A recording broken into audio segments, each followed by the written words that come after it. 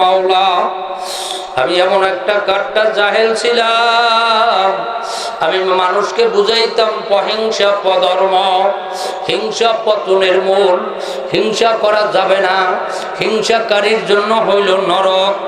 এইটা আমি হিন্দু থাকাকালীন মানুষকে বুঝাইতাম, কিন্তু আসলে আমার নিজের মধ্যেই ছিল হিংসা।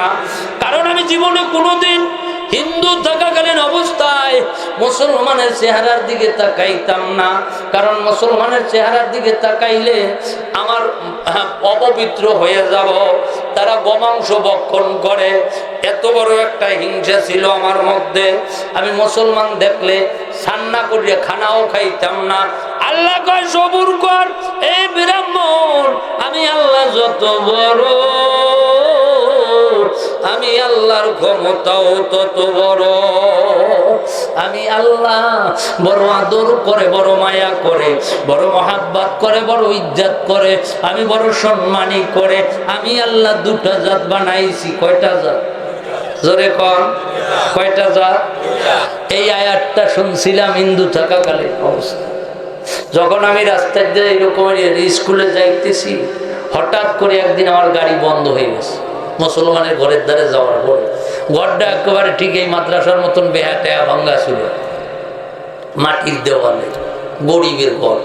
কিন্তু ওই ঘরের থেকে এত সুন্দর একটা মধুর আওয়াজ আসছে আমার কানের মধ্যে, আমি এই আওয়াজটা আমার জন্মের পরে ও আর কোনোদিন শুনিনি। মনে মনে চিন্তা করলাম ব্যাপারটা কি, এত সুন্দর আওয়াজ কোত্থেকে আসতেছে, কিসের আওয়াজ এটা? সামনের দিকে আগাইছি, দেখি আরো ভালো লাগে, আর একটু আগাইছি, দেখি আরো ভালো লাগে। একেবারে দরজার সাথে কান পেতে শুনতেছি, আর চোখ দিয়ে দরদর দরদর দরদর করে জল পড়তেছি। অনেকক্ষণ শোনার পরে দরজার উপরে নক করেছি, কে আছো?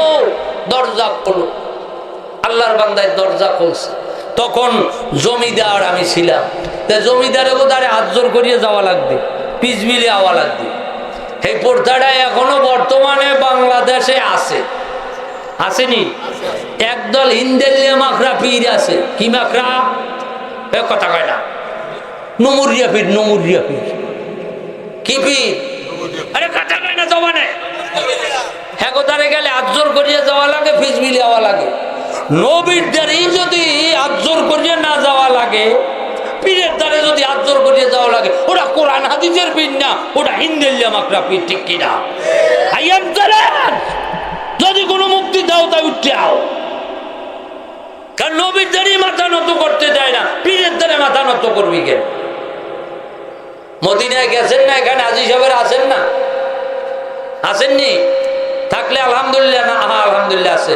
আল্লাহ সবাইকে মক্কা মদিনা যাওয়ার তৌফিক দান করুক। জোরে বলেন আমিন। নবীর রওজা জিয়ারত করার তৌফিক আল্লাহ সবাইকে দান করুক। জোরে বলেন আমিন। আর তা না হলে আল্লাহ এই গরিবদেরকে স্বপ্ন যুগে আরো নালে নবীর একবার সাক্ষাৎ জড়াই দিয়ে, সবাই বলেন আমিন। এমনি অবস্থায় দরজা খোলার পরে হাত জোর করে দাঁড়িয়ে, হাত জোর করার দরকার নেই। অল্প একটা কথা জিজ্ঞাসা করবো, আপনার ঘরের থেকে এতক্ষণ পর্যন্ত কিসের আওয়াজ আসছে? আল্লাহর বান্দায় আউ আউ করে কান্না জড়াইয়ে ধরে বলতেছে, গোসাই এতক্ষণ পর্যন্ত আমি আমার মাওলার কোরআন তেলাওয়াত করেছি। আমি মনে মনে চিন্তা করলাম, কোরআন এত বড় সুন্দর, না জানিবার আল্লাহ কত সুন্দর বেলাইছে। হুজুর খাদেমদের কাছে জিজ্ঞাসা করে, আপনাদের কারো কাছে পানি আছে? বললে যে হুজুর না। ট্রেনের মধ্যে আস্তে করে ট্রেন যাইতেছে, যেই জায়গায় টিউবওয়েল, ওই জায়গায় যাওয়ার সাথে সাথে ট্রেন অফ হয়ে গেছে। এখন হুজুর বলতেছে খাদেমদেরকে যে তোমরা তাড়াতাড়ি করে নেমে ওই টিউবওয়েল থেকে একটু পানি আন। তা পানি আনছে, মেয়েকে পানি পান করাইছে, আবার ট্রেন চালু হয়ে গেছে। এখন আলেমেরা কয়, হুজুর আপনার বলে কারামতি নাই, একই করলেন। ভাই বেটা, কারামত কি আমার?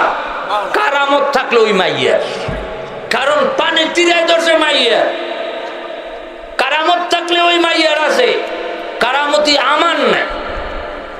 যেমন বস্তা মেয়েরা তার নিজের ইজ্জতকে কাউকে দেখাতে চায় না, দেখাবে না, যেই রকমের শরম পাবে প্রকৃত মুমিনে তার কারামতটাকে ওই রকমের গোপন করে রাখবে।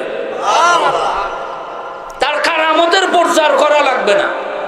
কুতুবুল আলম রাহবারে কামেল মুর্শিদে মুকাম্মেল হযরতুল আল্লাম সাইকেল মাশায়েখ আমার চক্ষু দুটো যিনি খুলে দিয়েছেন, মরহুম সৈয়দ ফজলুল করিম রহমাতুল্লাহ আলাইহি এক জায়গায় সফরে যাইতেছেন, হযরতের গাড়ির তেল শেষ হয়ে গেছে। আমিও সেইখানের মাহফিলে আছি, আমি আগে গেছি কারণ আমার আগের বয়ান। তেল শেষ হয়ে গেছে, হযরতের ড্রাইভার বলতেছে হুজুর তেল নাই। কয় পাম্প কত দূর? কয় হ্যাঁ অনেক দূর। কয় বিপদ তো? কয় কথা বললো না, চুপ করে ওইখান থেকে কিছু পানি উঠো। পানি উঠে ট্যাঙ্কির মধ্যে দিছে, গাড়ির স্টার্ট দাও, স্টার্ট দিছে। তেলাল্লাহ হুজুরের মাহফিলের স্টেশনে যাওয়ার পরে বলে যে চুপচাপ কথা বলিও না, তুমি গাড়িটা টাইনা পাম্পে যাইয়ে তেলের লাইন সাজিয়ে দিয়ে পানিগুলো ফালাইয়ে তেল বোঝাই করে নিয়ে আসে। তারা কেমন অবস্থায় তার জীবন যৌবনটা কাটাইছে, আমি ওই দিকে তাকাইয়া আমার আর জীবনের পিছনের কথা মনে নাই। কেন মনে নাই? যে আমি এত বাদশাহী করছি, এত জমিদারি করছি। আজকে তখনকার অবস্থায় আমি যখন চট্টগ্রাম মাদ্রাসায় পড়ালেখা করতাম, একটা কাপড় আমি পরেছি, আর একটা কাপড় ওটার ব্যবস্থা ছিল না, একটা গামছা পরে এরপরে পাঞ্জাবি গায়ে দিয়ে নামাজ আদায় করেছি। এরপরে আমার জন্য আল্লাহ তাআলা এখন কত পাঞ্জাবির ব্যবস্থা মাওলায় করে দিয়েছে। আমি প্রতি বছর দুইটা টাইমে জামা বানাই, অগ্রাণে আর ফাল্গুন মাসে। কারণ আমার তো আর রোজা, আমার আল্লাহর হুকুম আমি মানি। ঈদ হইল আপনাদের জন্য, আপনাদের মা আছে, বাবা আছে, ভাই আছে, বোন আছে, আত্মীয় স্বজন আছে, পাড়া প্রতিবেশীরা আছে। আপনারা তাদের কাছে যান, তারা আপনাদের বাড়িতে আসে, মোলাকাত করে, দেখা করে, কবর জিয়ারত করে। আমি কারো, আমার মায়েরও কবর নাই, বাবারও কবর নাই, আমার ভাইও নাই, আর আমাকে কেউ ডাক দিয়ে বুকের মধ্যে নেওয়ার মতন নাই। আমার দুটো টাইম আইলে কেন আমার ঈদের মতন আনন্দ হয়? গোটা 64টা জেলার যখন মুরিদানেরা আসে, তখন সবাই বুকুর লাগে চড়ায় আর সুবাদায় হুজুর কেমন আছে। ও মানে ভাইও, আপনি যে ঈদ করলেন, আপনার বাড়ির পাশের একটা ছেলে খাইয়া আছে না না খাইয়া আছে সেটার খবর নিছেন? ওইটাই কি ঠিকভাবে চলতে পারে কিনা আপনি খবর নিছেন? আপনি তো জায়গা জমি নিয়ে ব্যস্ত আছেন। আজকের যে লোকটা মারা গেছে, কি সব জায়গা জমি নিতে পারছে? তার ছেলেরা এখানে কেউ আসেনি রে। অতএব কই তারে কতটুকু জায়গা দিছে? অল্প একটু, আর 3 টুকরো কাপড় দিয়ে দিছে। কয় টুকরা? এর বেশি কিছু পাইছে? তা ভাইও আপনি আমি কয় টুকরো পাবো? এর বেশি পাওয়া যাবে?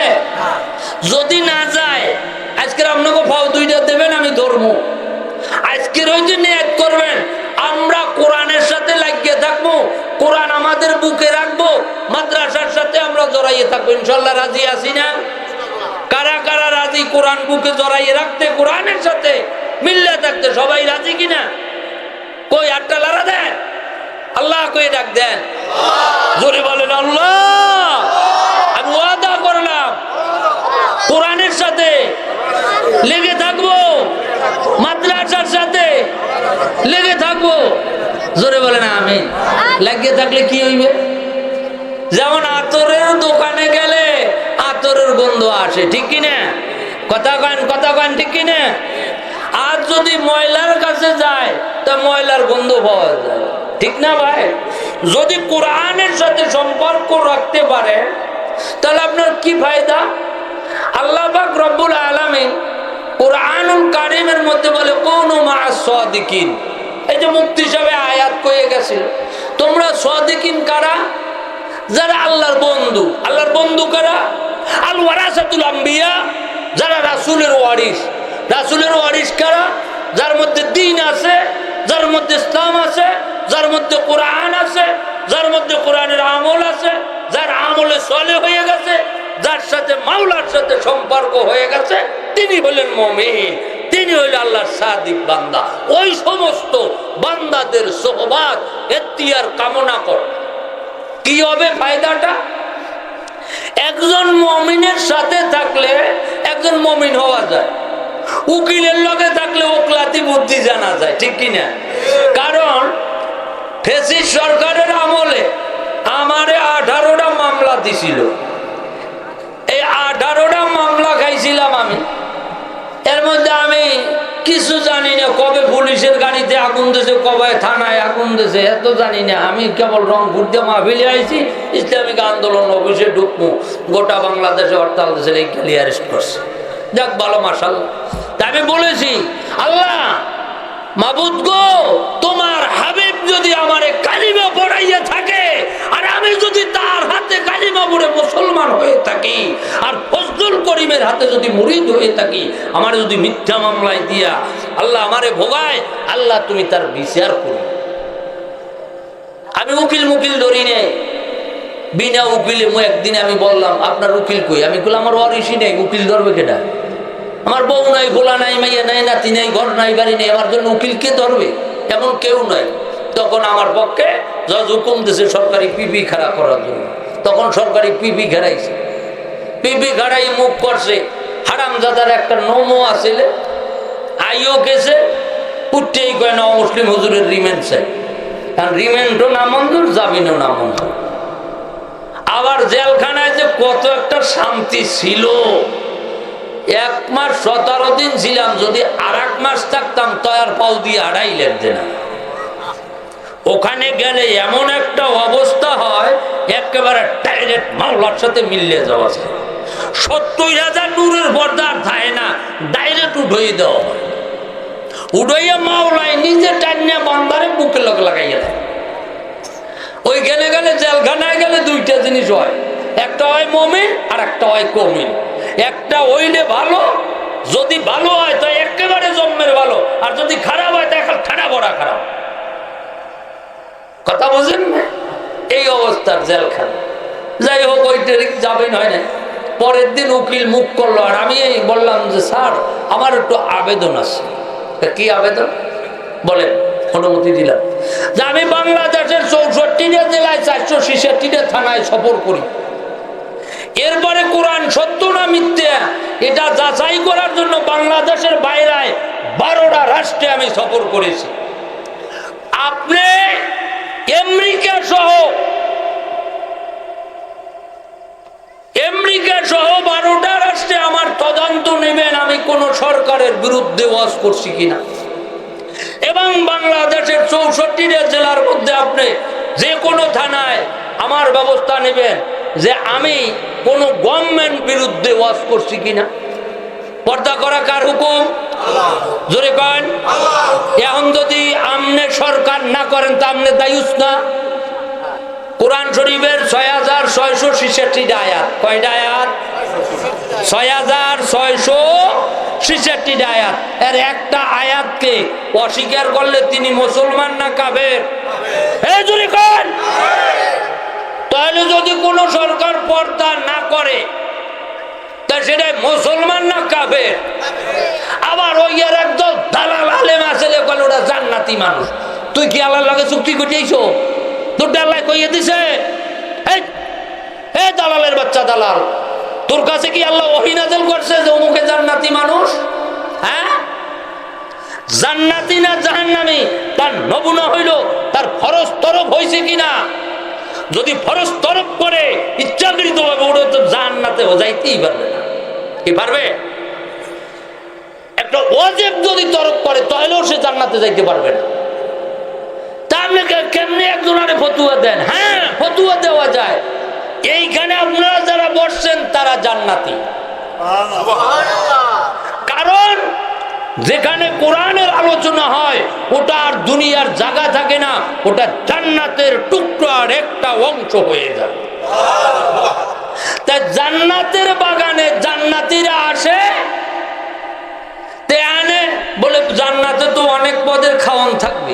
এখানে তো কোনোটা নাই। এখানে জিকির করছেন না, দুরূদ পড়ছেন না। একবার যদি কেউ নবীর উপরে দুরূদ পড়ে, রাসূল বলে তার উপরে আমি নবীর সুপারিশ করা ওয়াজিব হয়ে গেল। জোরে কোন সুবহানাল্লাহ। আচ্ছা, আর একটা কথা, একটু হাদিস বলতাম। এরপরে গীতা, মহাভারত, রামায়ণ, চৈতন্য, বেদ, উপবেদ, সামবেদ, তথার্থবেদ, ঋগ্বেদ, ত্রিপিটক, জিন্দাবিস্তার, দিব্যানিকা, মহাসত্য, নবলক্ষ, গ্রন্থ, 18 খান পৌরাণ, তৌরাত, জব্বুর, ইনজিল, বাইবেল, নবেল, নাট্য যা আছে তাই দিয়ে বলার চেষ্টা করব ইনশাআল্লাহ।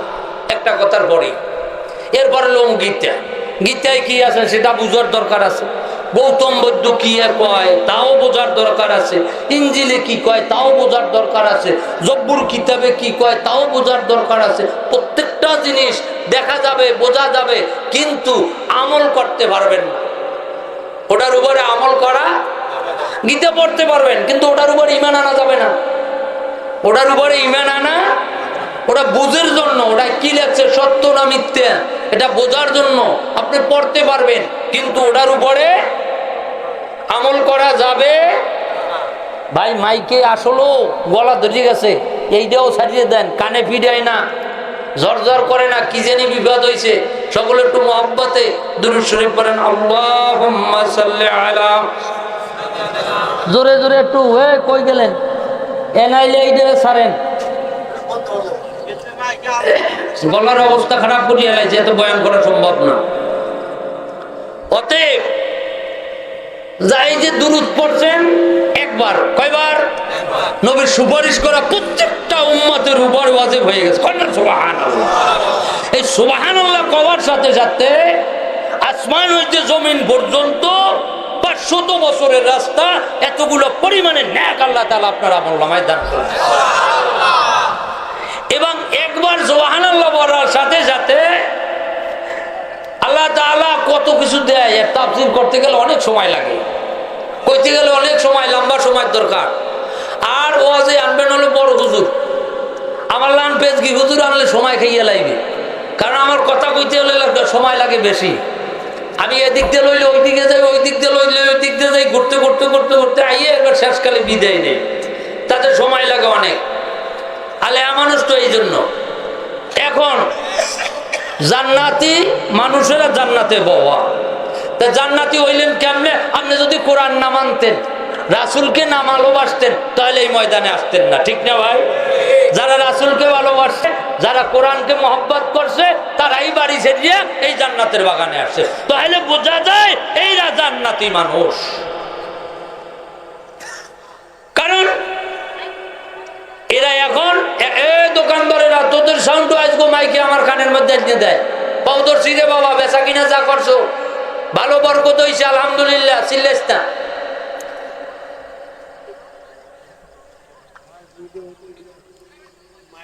নাইলে এই সুঙ্গটার একটু ওই বাজারটার দিকে দাও, তো ওরা থামুক।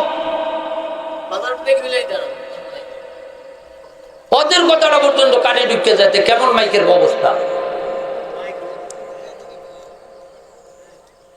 আল্লাহ, আল্লাহর বান্দারা, পর্দার আড়ালের মায়েরা, যুবক ভাইয়েরা, ছাত্র বন্ধুরা, ব্যবসায়ী বাবাজিরা, আমার মাওলায় কেমন, মাওলার মাওলা। মাওলায় মোর ঘুরাইতে আর বেশি সময় লাগে না, মাওলায় পরিবর্তন করাইতে বেশি সময় লাগে না।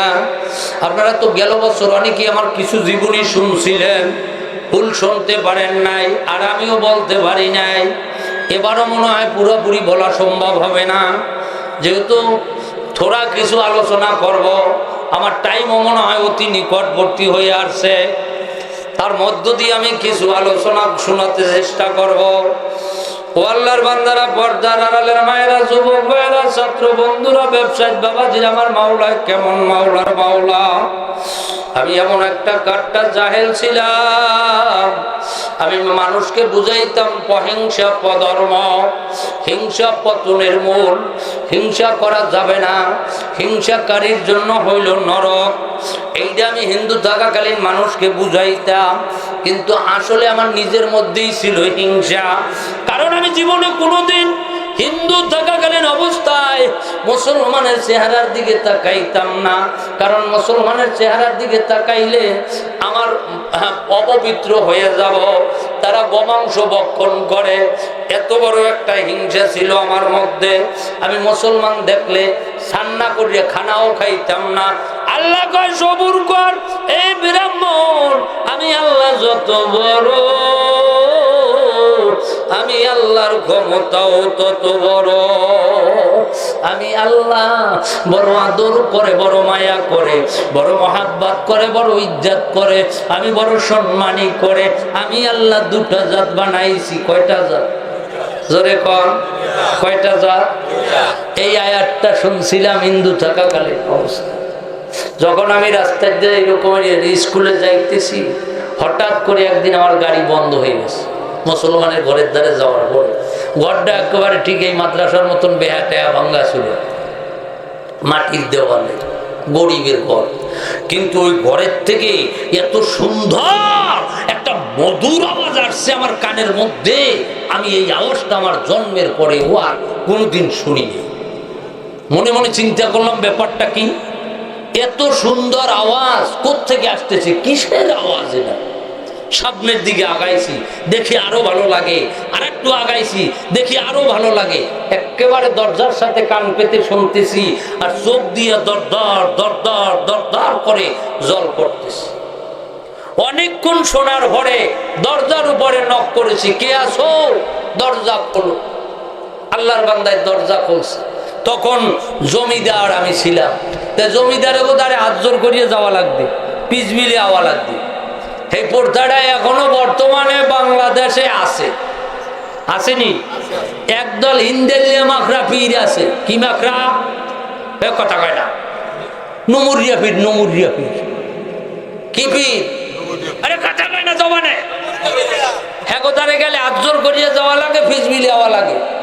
নবীর দ্বারেই যদি হাত জোর করিয়ে না যাওয়া লাগে, পীরের দ্বারে যদি হাত জোর করিয়ে যাওয়া লাগে, ওটা কোরআন হাদিসের পীর না, ওটা হিন্দেলিয়া মাকড়া পীর। ঠিক কিনা?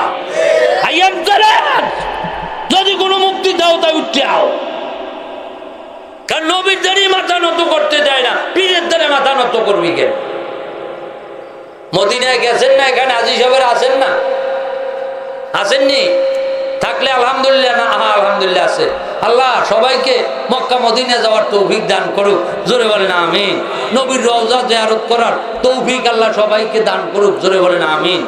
আর তা না হলে আল্লাহ এই গরিবদেরকে স্বপ্ন যুগে আরো নালে নবীর একবার সাক্ষাৎ জড়াই দিয়ে, সবাই বলেন আমিন। এমনি অবস্থায় দরজা খোলার পরে হাত জোর করে দাঁড়িয়ে, সেগুলো হাত জোর করার দরকার নেই। অল্প একটা কথা জিজ্ঞাসা করবো, আপনার ঘরের থেকে এতক্ষণ পর্যন্ত কিসের আওয়াজ আসছে? আল্লাহর বান্দায় আউ আউ করে কান্না জড়াইয়ে ধরে বলতেছে, গোসাই এতক্ষণ পর্যন্ত আমি আমার মাওলার কোরআন তেলাওয়াত করেছি। আমি মনে মনে চিন্তা করলাম, কোরআন এত বড় সুন্দর, না জানিবার আল্লাহ কত সুন্দর।